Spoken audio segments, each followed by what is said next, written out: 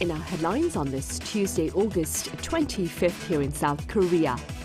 President Lee Jae-myung calls for sweeping police reform, warning that the country's police force is becoming one of its most powerful institutions and needs stronger accountability and oversight. Also, during today's cabinet meeting, the president calls for a productive fiscal policy as the government and ruling party move to ramp up spending in next year's budget with the focus on 5 key areas, including AI, biotechnology, and public safety. Meanwhile, the Trump administration is discouraging countries from trade with Iran, warning that they may be forced out of the dollar-based financial system. Iran, for its part, remains defiant. President Lee Jae-myung opened today's weekly meeting with a warning about the growing power of the police, calling for sweeping reforms and greater institutional accountability. Our Blue House correspondent Yoon Jung-min reports. 최근에 경찰의 기강 해이 문제, 또 치안 문제에 있어서의 무책임 이런 것들이 꽤 문제가 심각하게 대두되고 있습니다.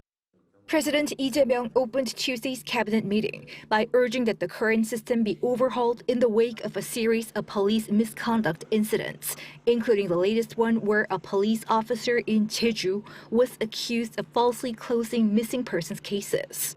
He called for setting up a police reform body as the agency will take on greater powers as a result of the prosecution reform. 지금 경찰이 아마 국가 기구 중에서 앞으로 가장 큰 권력을 행사하게 될 것 같아요. 과연 이 큰 권한을, 그 책임을 충분히 이행할 만한가에 대해서 의구심이 생기기 때문에 앞으로 경찰을 어떻게 개혁할지. Citing growing public concerns, he instructed his prime minister to draw up measures after collecting public opinion. The government and the ruling Democratic Party have been pushing ahead with their criminal justice reform after stripping prosecutors of their power to investigate and expanding police authority. Critics have called for safeguards to hold growing police powers in check. The president also encouraged holding related police supervisors accountable for failing to properly oversee their staff. Yoon Jung-min, Arirang News. Also, during that cabinet meeting, the president called for a productive fiscal policy as the government and ruling party move to ramp up spending in next year's budget with the focus on 5 key areas. Our political correspondent Moon Hae-ryun covers those areas and more. Korea is preparing its first budget exceeding 800 trillion won, over $578 billion, with the government and ruling Democratic Party agreeing Tuesday to concentrate spending on advanced industries, young people, and regional development. The proposed 2027 budget would be more than 10% larger than this year's 729.9 trillion won, as strong semiconductor exports and a buoyant stock market improve tax revenues. The government says it will use that additional fiscal room for long-term investment rather than simply increase spending. President Lee Jae-myung, speaking at a cabinet meeting on the same day, called for what he described as a shift towards productive fiscal policy. 지금은 눈앞에 재정 수치 관리에 매몰되는 우를 범할 때가 아닙니다. 소중한 미래 재원을 보다 효율적이고 또 생산적인 분야에 투입해서 지금의 10,000원을 내일은 10만 원, 또 그 후에는 100만 원으로 키우는 그런 지혜가 필요합니다. The government and the Democratic Party identified 5 priority areas: AI and 3 major strategic projects, future industries such as aerospace and biotechnology, support for young people, reducing regional and income inequality, and public safety. Plans include a special semiconductor account, expanded support for advanced AI models, more electric vehicle subsidies, and funding for a 2030 lunar landing program. The package also proposes full tuition support at regional national universities and incentives for companies relocating outside the capital region. We will make bold adjustments to the spending structure and concentrate investment on strategic areas. The government also plans to launch a future response fund to channel tax revenue generated by the semiconductor boom into long-term investments and cushion future revenue swings. Once submitted to Parliament, lawmakers will scrutinise the proposal with a legal deadline for passage set for December 2nd. The main disputes are expected to centre on the scale of spending cuts elsewhere, and the size and use of the new fund. Moon Hae-ryun, Arirang News.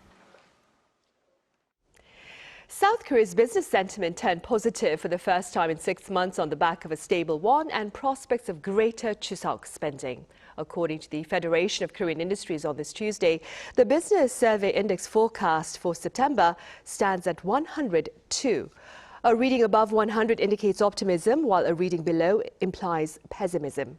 Manufacturing and non-manufacturing sectors posted favorable figures at the same time for the first time in nearly 5 years. Also, the outlook on domestic demand turned positive for the first time in over 4 years. Staying with sentiments, Korea's consumer sentiment fell for the first time in 4 months in August. According to the Bank of Korea on this Tuesday, the Composite Consumer Sentiment Index stood at 104.5, down 2.3 points on month. Again, a reading above 100 demonstrates widespread optimism. The central bank is linking the latest finding to the domestic stock market correction and cumulative inflation. Meanwhile, the government's stern lending controls to cool the overheated housing market has led to a tangible decline in fresh household lending. According to the Bank of Korea, new household lending per borrower, which includes mortgage loans, stood at 34.1 million Korean won in the second quarter, down 1.2 million won. Now, this marks the lowest level since the first quarter of 2023. Fresh mortgage lending per borrower also averaged 208.2 million won, down some 21 million won, marking the sharpest on-quarter decline since the BOK started compiling such data in 2013. On the diplomatic front, U.S. President Donald Trump appears to be renewing his outreach to North Korea's Kim Jong-un, while the top diplomats of Seoul and Washington reaffirmed their commitment to peace on the Korean peninsula. Our Kim Do-yeon has the latest.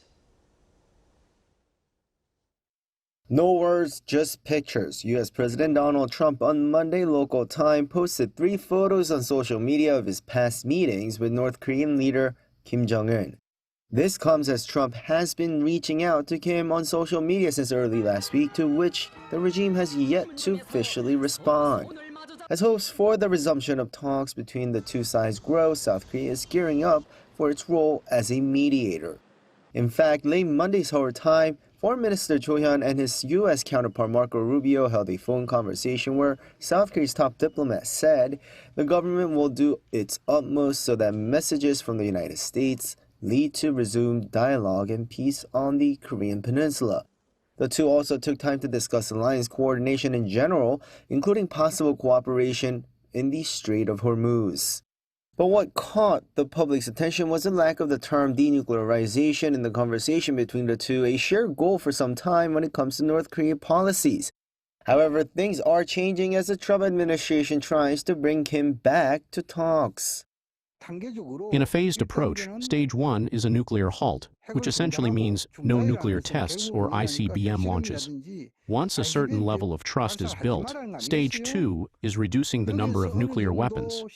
If relations between Washington and Pyongyang normalize, a peace treaty is signed, and we move toward establishing a peace regime on the Korean peninsula, we can then proceed to full dismantlement in line with that timing. Meanwhile, the Kim Jong-un regime continues to ignore Washington's overtures while advancing its nuclear capabilities and deepening military ties with Russia. Seoul and Washington plan to hold in-person consultations soon to coordinate policy toward the Kim Jong-un regime. Kim Do-yeon, Arirang News. Also, the Trump administration is discouraging countries from trade with Iran, warning that they may be forced out of the dollar-based financial system. Iran, for its part, remains defiant. Our foreign affairs correspondent Oh Soo-young reports.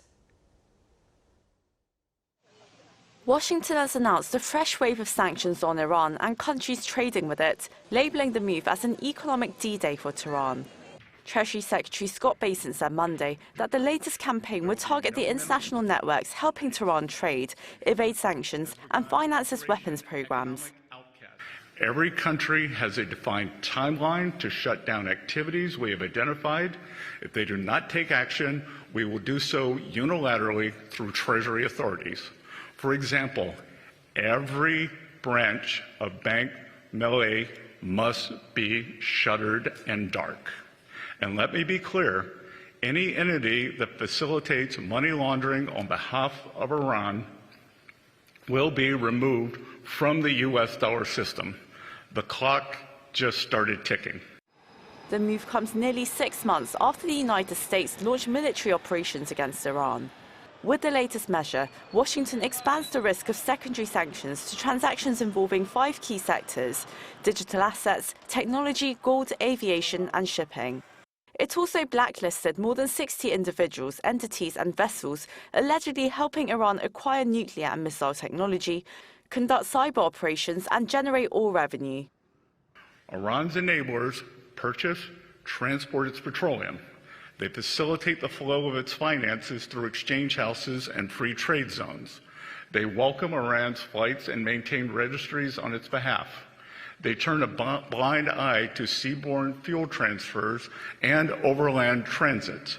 They condone illicit use of their banks, all the while concealing the extent of their complicity. The president is making phone calls to world leaders with specific requests to cease their interactions with the regime. We are already seeing results. The target spanned China, Hong Kong, the UAE, Singapore, Switzerland and Europe. Basin said countries had been given deadlines to halt activities identified by Washington, although he declined to disclose them. Iran responded by insisting it was prepared.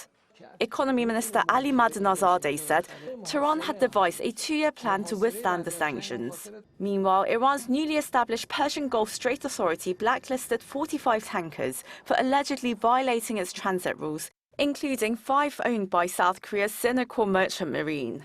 Iran did not specify what rules the ships had breached, but threatened them with fines, detention and the confiscation of their cargoes. It also warned that vessels transferring cargo to or from those ships could face similar action. Oh Soo-young, Arirang News.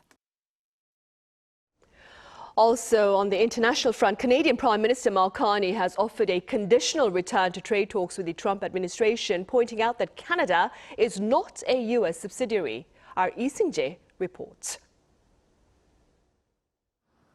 Canada says it is willing to return to trade negotiations with the United States, but only if Washington treats it as an equal partner. Prime Minister Carney said Monday that Canada will not accept an agreement that leaves Canadian industries permanently disadvantaged or treats the country like a subsidiary of the United States. But an attitude at the negotiation table that Canada is a subsidiary of the United States, the Canadian industry is going to be disadvantaged relative to American industry, that we're going to set up terms so that over time Canadian industry is going to face constant headwinds. That's not something we're going to accept. The comments came after President Donald Trump imposed 50% tariffs over the weekend and threatened to expand them further. Trump also announced Monday that tariffs on all Canadian cars, trucks, and auto parts could rise to 50% beginning January 1st, 2027. The latest escalation follows the collapse of trade negotiations last Friday. A proposed deal would have reduced U.S. tariffs on Canadian cars and light-duty trucks from 25% to 15%, while cutting tariffs on aluminum and steel from 50% to 25%. But talks broke down over several unresolved issues, including whether tariff relief would also cover medium and heavy-duty trucks. U.S. Treasury Secretary Scott Bessent, meanwhile, said Trump also wants Canada to return to the negotiating table in good faith. I think he would like Canada to come to the table and negotiate in good faith. They were offered quite a good deal last week. They chose to reject it. The dispute could have major consequences for the highly integrated North American auto industry, potentially raising costs for both manufacturers and consumers. Lee Seung-jae, Arirang News.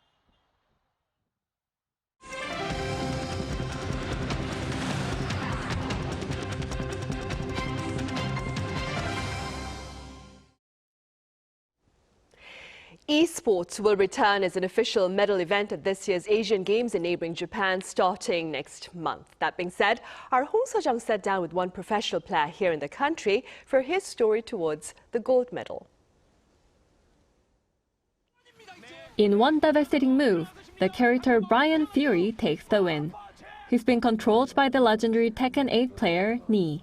Tekken is the latest addition to the Tekken series. The fighting game has been added to the esports genre of the Asian Games 2026 for the first time. Bae Jae-min, better known as Ni, will represent South Korea as its sole Tekken 8 player. A veteran with more than 100 wins in major competitions, Ni said he's excited to see Tekken 8 make its Asian Games debut. If you had told me 20 or 30 years ago that there would be an Asian Games and even a professional league for this, I probably wouldn't have believed you. It's still amazing to me that I'm here representing my country. Fighting games didn't always get as much attention as other major titles, but now I feel like we're finally seeing a real boom in the genre. Tekken 8 will feature in the Asian Games as part of the 3-game team event, where each country will field one player in Street Fighter 6, Tekken 8, and the King of Fighters 15, with the results across all 3 titles combined to determine the winning team. I think we have a really well-balanced team overall. I hope we can build on each other's strengths and create good synergy across the different fighting games. Despite some concerns surrounding the aging curve as he passed 40, Ni is full of confidence. Being able to read your opponent quickly is really important, and that's a skill that gets better with experience. He also expressed his determination to make his mark. I want to be remembered as Ni, an Asian Games gold medalist, and I want to create a moment where Korea stands on top. Korea's esports scene is dominated by games like League of Legends, but if Ni can do well at the Asian Games, this could help boost Tekken's popularity here. Hong Seo-jung, Arirang News. In other news now, Anyang City is launching drones for evacuation missions during flash floods. Our Cha Yun-kyung shows us how. A drone takes off from a rooftop and flies along the river. It is remotely controlled from City Hall, about 6 kilometers away, so there's no need for personnel to rush to the scene. When water levels rise, the drone is dispatched. It detects pedestrians using AI technology and urges them to evacuate through an onboard speaker. It can also guide evacuations for citizens in areas that are difficult to access on foot or where fixed speakers can't be heard. Once the patrol route is complete, the drone returns to its rooftop base. Anyang City currently operates 2 drones, which helped evacuate about 10 citizens near a stream during heavy rainfall. There are limits to what staff can manage on foot. Since Anyangcheon and Hagecheon streams span over 15 kilometers, drones move quickly through the air without obstacles, boosting inspection efficiency. The Drone Control Center is operated in connection with the city's Disaster and Safety Control Center. Anyang City plans to expand drone applications to areas like forest fire monitoring and patrolling vulnerable locations. Cha Yun-kyung, Arirang News. Meanwhile, a Korean company has partnered with UNESCO to launch the world's first lecture in AI ethics. Our Kim Seo-young explains. Hacking and data leaks have surged in recent years, and experts say AI could be the main reason. Individuals without authorization are illegally obtaining and decoding private information through abnormal methods. Then there's the rise of deepfakes, technology that swaps one person's face for another's. Politicians, celebrities, and even ordinary people have increasingly fallen victim to deepfakes, and the trend is spreading fast among teenagers. That has fueled growing demands for AI ethics education, demands that have only intensified alongside issues like IP infringement and the information gap between generations. Korea has moved quickly to respond. LG AI Research partnered with UNESCO to develop an AI ethics curriculum, a project 2 years in the making. The program lasts about 100 hours and is available for free in 10 languages. While even the world's leading powers are still drafting their own AI guidelines, this marks the first ever global AI ethics program to actually be launched. The program covers how AI can be used safely in our society and how we can incorporate AI ethics into everyday use. In 2021, 193 countries unanimously adopted UNESCO's recommendation on the ethics of artificial intelligence. But until now, no program had put those principles into practice. This is the first to do so. By helping launch a program that the entire world can use, Korea has taken another step toward its goal of becoming an AI powerhouse. And that goal no longer feels far away. Kim Seoyoung, Arirang News.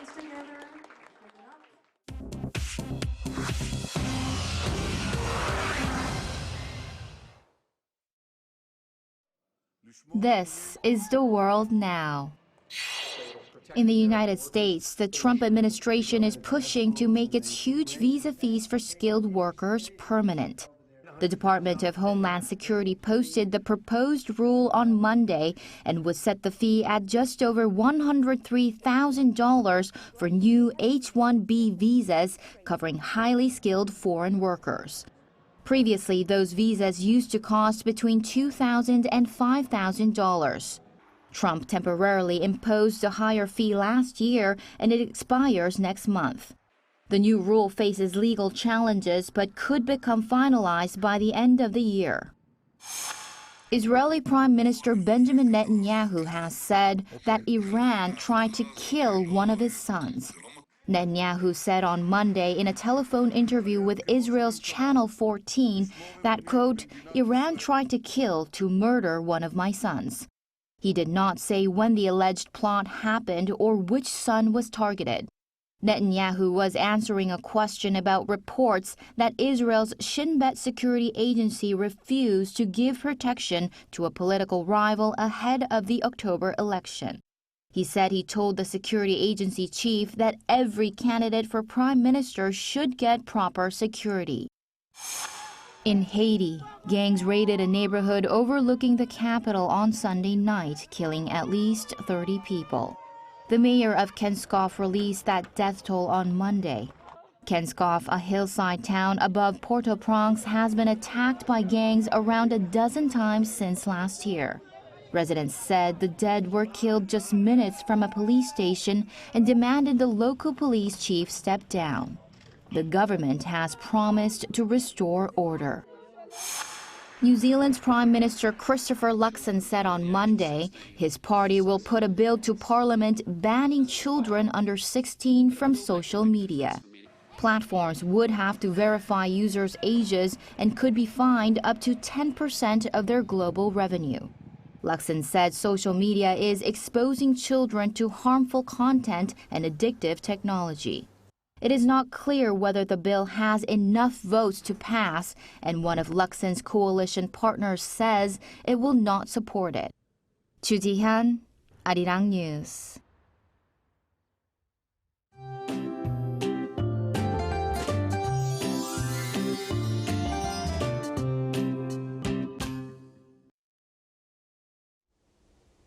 Across most of the country, heatwave alerts remain in effect except for the mountainous areas of Gangwon-do province.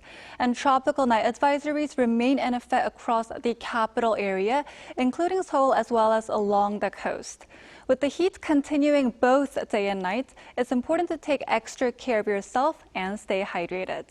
Tomorrow, skies will turn cloudy across central parts of the country. Scattered showers will move through the northern and central areas between the morning and afternoon, bringing 5 to 20 millimeters of rain.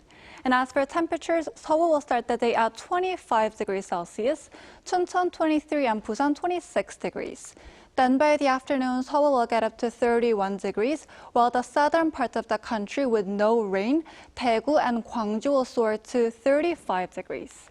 By Sunday, rain will spread across the country. And as rain clouds move in, the heat will finally start to lose its grip. Now here's a look at the weather around the world.